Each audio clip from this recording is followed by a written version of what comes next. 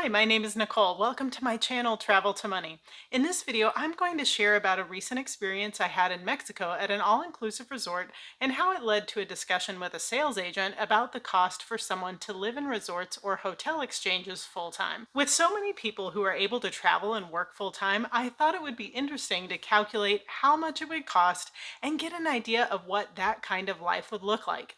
If you are new here, I have created this channel to help you learn about how to travel, adventure, and have fun on the road to financial independence. I have traveled the world, I own a couple of houses in Spain, and I'm on a creative journey to financial independence. I believe the road to financial freedom can and should be fun. I hope you'll subscribe and join me on this journey, no matter where you are starting from. I am a budget-first traveler, so all-inclusive resorts aren't something that I frequent.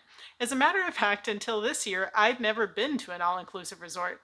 The opportunity came about to celebrate a friend's birthday, and the price to visit for 4 days and 3 nights was under $600 per person. It included flights, airport transfers, really nice rooms, and unlimited gourmet meals. I thought that was a pretty good deal for a relaxing few days of vacation. Now, keep in mind that I could book a whole month at a private Airbnb in Europe or Southeast Asia for that same amount. They wouldn't necessarily be luxury stays, but you can definitely make a dollar go further for travel if you want to. So one of the reasons why we booked this stay was that it included a $600 resort credit that we were told we could use at the spa, for cabana rentals, or other offers around the resort. Well, that was not exactly true. As it turns out, the $600 credit was more like getting various coupons. For example, they charged $250 for an 80-minute massage, and you could use a $90 credit toward the massage, which would make the massage $160, which still comes out to be the most expensive massage I've ever had. But instead of using the credit, you could attend a 1-hour sales meeting and get a buy one, get one free massage, which was more valuable than the credit. So I signed up for this sales meeting, and I'm really glad I did because I learned a lot. Now, you're probably thinking timeshare, but that's not what it was. With a timeshare, you sign up to have a certain amount of weeks each year in a particular unit. So you're going to the same place over and over again. This presentation was different. Basically, the owner of the resort has 21 different resorts around the world, most of them in Mexico, but also in Belize, Dominican Republic, Jamaica, and Montenegro, which is in Europe. I've been to Montenegro, and it is a beautiful country that you should definitely visit before everyone else finds out about it. Here's a video right up here about my visit there. Okay, so he has the 21 resorts, and I believe the agent said they are looking to add 25 more over the next few years with plans to expand in Europe. The owner inherited a lot of beachfront property in Mexico and has grown his business over the years debt-free. The nice thing about that is that you generally don't have to worry about the company going under, even in a global pandemic. Anytime you sit with a sales agent through a presentation like this, they're going to throw out a bunch of numbers. I'm not going to go over every different offer we discussed, but I am going to go over the best offer presented and what it all breaks down to over time. I want to stress that I am not selling this or partnered with them in any way. I just found it fascinating to think about what it would be like to live in resorts full time. It's not the cheapest way to travel, but it's probably the cheapest way to travel if you are trying to live in luxury. Okay, so this is what the offer consisted of. The big offer had a price tag of roughly $20,000. Now, before you freak out, let's talk about what that means. This $20,000 would give you 25 years of unlimited stays at these resorts. Now, don't leave, I have so much more to explain.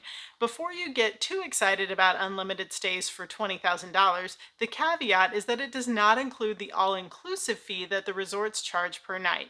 This fee can vary and often is more than what you would pay to just stay in a cheap hotel.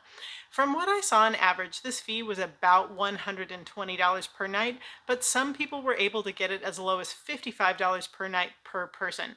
There were discounted rates for long-term stays. The thing is, if you stay at these resorts, that fee is not optional. Of course I asked, can you just stay and not use the all-inclusive part? Well, the answer was no, but don't worry, there are more options to do hotel exchanges that don't have the all-inclusive fees. Before I dive into those other options, let's talk about what it would cost each year if you were staying just in these resorts full-time. If you take $20,000 and divide it by the 25 years, that comes to $800 per year, which is $66.66 per month. Now, you're not going to pay this monthly. You either pay it all up front or you pay a large down payment with monthly payments for like 3 to 5 years. Okay, so let's say that you bought this package with your spouse or partner. The cost for the $20,000 covers you both, but the additional all-inclusive fees are per person. So if you stayed at an average of $120 per night and stayed all year, which is 365 nights, that total is $43,800 per person per year. So if there are two of you, that cost would be $87,600 per year. Now, obviously that sounds like a lot of money, but if you have two people who are working remote and making over $100,000 per year each, this might not be the worst thing in the world. You would literally be living in luxury, beautiful rooms with step-out pools, views, beach access, unlimited gourmet food, and options to stay in different countries. That's not awful. You don't pay rent anywhere. You don't pay for groceries or eating out. You don't pay for a gym membership. You're not paying utilities. So for the right people, it could be the way they want to live. If you have your own apartment in a city like America, you're likely spending at least $1,500 per month on rent and utilities. That's $18,000 per year. Then if you're paying $600 per month on groceries and going out to eat, which is probably a lot lower than what many people spend, that's another $7,200 per year. That's already up to $25,000 per year, and that's if you live on a budget. Well, let's look at what it would cost if you were able to score the lowest rate we talked about, which he mentioned at $55 per night per person. That comes to just over $20,000 per year, or $40,000 for a couple.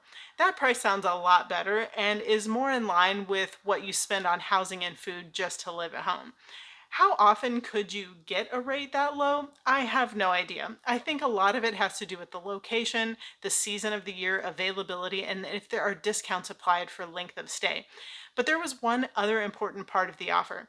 They were partnered with some sort of buyback flight program. So basically you pay a certain amount to join, and as long as you fly to one of the cities that has the resorts, you can use this program once per year and they will send you $1,000 after you provide a photo of your boarding pass. Now, this is great if you live in a city in Florida and it costs you less than $200 to fly round trip. You'd profit, but you'd also have to count on this program being legit. I've read some reviews and it seems that people often have issues getting their payouts. If you have joined one of these flight buyback programs, let me know your experience. Okay, so now let's get to the part where travel may actually be in the affordable category. As you can imagine, for people who own timeshares or hotels that are trying to fill their rooms, there are exchange programs. This was the most interesting part to me. If you are a member of this resort program and you've paid the $20,000, instead of staying at all the inclusive resorts that are part of the program you signed up for, you are also able to use a website that facilitates exchanges. The cost to exchange your nights is around $320 per week. That's it. So you can exchange your nights for a stay at a Disney resort, for a hotel somewhere in Asia, for just about any place you can imagine, and it costs you a flat rate of $320 per week. There are 52 weeks per year, so this comes to $16,640 per year. And the cool thing is that in this case, you're not having to worry about all-inclusive fees. So this would be the total for a couple, which means it's just over $8,000 per year per person, which ain't bad. But you also have to keep in mind that you're not getting food included. It's more like a regular hotel stay. So if you're paying $800 per year for the membership, which is the $20,000 you pay up front, after that, you could literally live in hotels and timeshares all over the world for under $17,000 per year for a couple. That's probably way less than you'd pay to stay at home. Now, there's an even more affordable way too. If you sign up to exchange for last minute stays, it gets even cheaper. Those are only around $200 per week. So if you don't mind figuring out your next location at the last minute, you can save a lot more money. If you're only paying $200 per week, that is just over $10,000 per year, which is not bad at all. I'm not gonna lie, I thought about it for a minute. The sales guy we had was really good at his job. Ultimately, if you're wanting to spend the next 15 or 20 years of your life traveling full time, I could see how this program could really pay off. For me, I would never pay for something like this if it was just for a couple of vacations per year, but I could see how the digital nomad could really make this work. I enjoyed this kind of a resort experience as a way to take a break from stress for a few days. It was awesome to leave the room and never having to bring a wallet with me. The food was fantastic, and having unlimited drinks isn't bad either. It's kind of like being on a cruise, except you don't have to worry about motion sickness, and the food was far better than any cruise I've ever been on. I also think going for 3 nights was a bit short. I left thinking that I would love to do that sort of all inclusive experience once per year for about 2 weeks as a splurge trip. It's great, but I think it would get a little boring if you just lived in places like that all the time. I personally love to stay in quaint little Airbnb locations, experiencing local culture, and walking cities all around the world. A resort experience is not that. It's much more touristy and not really a cultural experience at all, but it definitely offers some advantages for the digital nomad. Keep in mind that the opportunity to book at an all inclusive resort for the more expensive price and the opportunity to book exchange stays for just over $300 per week are both available if you have a membership. That means that you can mix and match and find what works for you. Do you think you would ever consider living the resort life? Does it sound like fun, or would it eventually be boring? Oh, one more thing. You can gift nights to your friends and family, which is a great way to give gifts. Well, I hope this video has given you something to think about. I would love for you to like it and subscribe to join me every day where travel and adventure build financial freedom. I can't wait to see where your dreams will take you.